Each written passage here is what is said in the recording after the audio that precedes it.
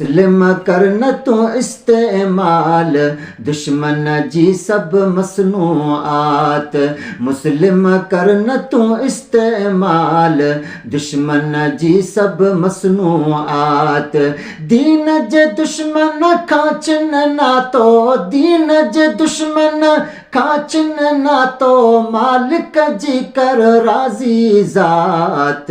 मुस्लिम करन तू इस्तेमाल दुश्मन जी सब मसनूआत। मुस्लिम करन तू इस्तेमाल इसराइली मसनूआत। ज़ालिम जी तू बणज न ताकत ज़ालिम ते रब जी लानत। ज़ालिम जी तू बणज न ताकत ज़ालिम ते रब जी लानत। ज़ालिम जी तू बणज न ताकत